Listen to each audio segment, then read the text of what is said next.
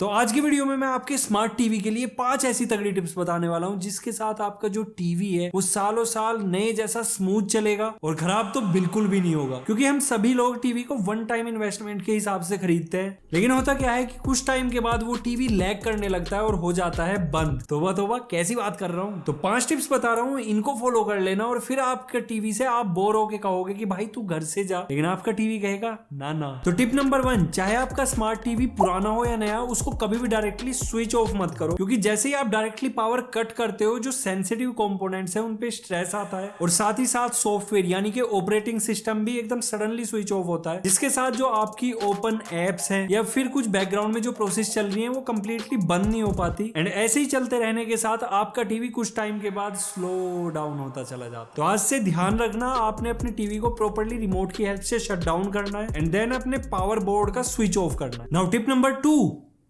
अबे यार फिर से चली गई, फिर आ गई। तो देखो, मानसून का सीजन चल रहा है और इस सीजन में usually power fluctuation, power cut ये तो नॉर्मल ही है और कई बार वोल्टेज बहुत ज्यादा आ जाते हैं और कई बार बहुत कम, जिससे आपके जितने भी इलेक्ट्रॉनिक अप्लायंसेज है वो खराब हो जाते हैं। लेकिन हम कभी भी अपने टीवी, साउंड बार या फिर मेरे प्यारे PS5 कंसोल पे ध्यान नहीं देते। अब आप कहोगे कि यार नहीं, टीवी मॉडर्न है, इनमें आता है इनबिल्ट स्टेबलाइजर। तो ना ना, किसी भी टीवी में इनबिल्ट स्टेबलाइजर नहीं आता, वो होता है SMPS। और SMPS एक खुद थर्मल सेंसिटिव डिवाइस है जो कि थर्मल स्ट्रेस के कारण वोल्टेज फ्लक्चुएशन को कंट्रोल नहीं कर पाता। तो इसका सिर्फ एक ही और बेस्ट सॉल्यूशन है कि आप एक एक्सटर्नल स्टेबलाइजर लगा लो, जैसे कि मैंने लगाया हुआ है। क्यों, कूल लग रहा है ना। तो ये वाला स्टेबलाइजर वी-गार्ड का क्रिस्टल TT100+ है और मैंने इसको इसलिए चूज किया था क्योंकि वी-गार्ड 4 डेकेड से स्टेबलाइजर बना रहा है। लेकिन स्टेबलाइजर लेने से पहले आपको सिर्फ और सिर्फ ब्रांड को नहीं देखना, कुछ पैरामीटर्स भी देखने हैं। लाइक आपके पास 32 से लेके 80 इंच या फिर उससे बड़ा भी टीवी हो सकता है और टीवी के साथ आप क्या क्या अप्लायंसेस चलाने वाले हो। लाइक मैं यहाँ पे PS5 यूज कर रहा हूँ, कुछ लोग साउंड बार या होम थिएटर यूज करते होंगे। वेल, वी-गार्ड का ये क्रिस्टल TT100+ जो स्टेबलाइजर मैं यूज कर रहा हूँ, ये 55 इंच तक के टीवी को plus sound bar, set top box या कोई गेमिंग कंसोल एक साथ रन कर देता है। हालांकि अभी मैंने 43 इंच का टीवी लगाया हुआ है और वैसे तो मैंने इसको टेम्परेरी डेस्क पे रखा हुआ है क्योंकि दिखने में इस सेट टॉप बॉक्स जैसा बड़ा कूल सा लगता है। लेकिन अगर इसको हाइड करना हो या दीवार पे चिपकाना हो तो ये वॉल माउंट भी हो जाता है। देन एक पैरामीटर्स आपको और ध्यान रखना है, 2 तरीके की डिस्प्ले आती है, एक डिजिटल और एक LED। मैं रिकमेंड डिजिटल डिस्प्ले करता हूं क्योंकि मैं खुद भी ये यूज कर रहा हूं। इस पर आप वोल्टेज मॉनिटरिंग कर सकते हो कि कितनी आ रही है और कितनी आउटपुट है, और अगर बहुत ज्यादा तगड़ी फ्लक्चुएशन दिखती है तो हम खुद से भी प्रोटेक्ट कर सकते हैं स्विच ऑफ करके। बाकी खुद से मैनुअली स्विच ऑफ करने की जरूरत नहीं पड़ती क्योंकि इसमें आते हैं तगड़े तगड़े feature like smart voltage correction. तो अगर वोल्टेज फ्लक्चुएशन होता भी है और काफी तगड़ा होता है, जो कि ट्रेडिशनल स्टेबलाइजर से काफी फास्ट एंड एक्यूरेटली वोल्टेज को करेक्ट करके आपको रिलायबल आउटपुट देता है। तो इसके 2 बहुत तगड़े तगड़े फीचर हैं। एक तो है वोल्टेज स्पाइक प्रोटेक्शन, जिसमें अगर वोल्टेज ज्यादा आ जाती है तो ये एक्स्ट्रा वोल्टेज को एलिमिनेट करके अगेन रिलायबल आउटपुट देता है। और दूसरा है थर्मल ओवरलोड प्रोटेक्शन, यानी कि अगर इस पे ओवरलोड आता है तो ये आपके अप्लायंसेस यानी कि टीवी, कंसोल, साउंड बार को डिस्कनेक्ट करके उनको प्रोटेक्ट कर लेता है। तो टिप नंबर 2 यही थी कि अपने टीवी, साउंड बार या गेमिंग कंसोल को हल्के में मत लो, बहुत सेंसिटिव है। इनके साथ एक्सटर्नल स्टेबलाइजर जरूर यूज करो क्योंकि मानसून में अपने लिए तो आपने रेनकोट ले लिया, अपने टीवी के लिए रेनकोट कब लोगे? कहने का मतलब स्टेबलाइजर है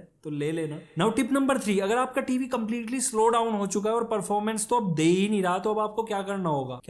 कुछ नहीं, आपको सेटिंग्स में जाके अपने डिवाइस को फैक्ट्री रीसेट कर देना है एंड उसके बाद वही एप्स इंस्टॉल करनी है जो आप यूज करते हो। और अगर कुछ प्रीलोडेड एप्स आपको टीवी के OS पे मिल रही है तो आप उनको अनइंस्टॉल कर दो, देन डेफिनेटली आपका टीवी स्मूथली रन करना शुरू कर देगा। नाउ टिप नंबर 4, अगर आपने टिप नंबर 2 को फॉलो ऑलरेडी किया हुआ है और आप रिमोट से शट डाउन करते हो और छोड़ देते हो उसको स्टैंड बाई मोड पे, यानी कि रिमोट से तो बंद कर दिया लेकिन उसके अंदर अभी भी पावर आ रही है, आपने स्विच ऑफ नहीं किया है और इसी तरीके से आपका टीवी हमेशा स्टैंड बाई पोजीशन में रहता है, तो मार्क माई वर्ड, आपका टीवी 2-3 साल से ज्यादा नहीं चलने वाला। उसका रीजन ये है कि आपका जो SMPS है वो हर वक्त एक्टिव है और जो टीवी की मेन PCB है जिसमें ऑपरेटिंग सिस्टम है वो भी। अब आप इस चीज से एग्री करोगे कि जब आप अपने टीवी को रिमोट से ऑफ करते हो एंड फिर कभी भी टीवी को ऑन करते हो तो वो बहुत क्विकली बूट अप हो जाता है। उसका रीजन ये है कि आपका टीवी स्लीप मोड में रहता है और वो हर वक्त 5 to 7 वोट की पावर कंज्यूम भी करता रहता है। तो यहाँ पे 2 नुकसान है कि आपका टीवी लॉन्ग टर्म तक नहीं चलेगा और हर वक्त वो 5 से 7 वोट की पावर कंज्यूम कर ही रहा है। तो आज से अगर आपने टीवी को रिमोट से शट डाउन किया और आप नहीं करने वाले यूज, तो स्विच ऑफ ही कर दो, उसी में भलाई। नाउ टिप नंबर 5, अगर आपके पास बाबा आदम के जमाने का स्मार्ट LCD टीवी है या फिर आपने कोई असेंबल्ड या व्हाइट लेबल वाला टीवी परचेज किया है, इसका पैनल तो आज भी बढ़िया है लेकिन ऑपरेटिंग सिस्टम की धज्जियां उड़ चुकी है ना, तो उसमें आज के टाइम पे YouTube 720p से ऊपर चलता है और प्राइम नेटफ्लिक्स तो बस अपडेट मांगता है लेकिन खुलता नहीं है। उसका सिर्फ एक ही सॉल्यूशन है कि आप कोई एक्सटर्नल स्ट्रीमिंग डिवाइस ले लो, लाइक फायर टीवी स्टिक आ रही है, रियलमी स्टिक आ रही है, नोकिया की भी आई थी, मोटरोला की आई थी एंड मी का बॉक्स आता है। तो ये जब आप अपने टीवी के साथ कनेक्ट करोगे आप कहोगे वाह ये तो नए से भी सुपर फास्ट चल रहा है। और इन स्ट्रीमिंग डिवाइसेस का फायदा ये है कि फ्यूचर में जब भी आप टीवी अपग्रेड करोगे तो आप स्ट्रीमिंग डिवाइस को उस पर कनेक्ट करके अलग ही मजे ले सकते हो, क्योंकि वहां पे आपको अप टू 4K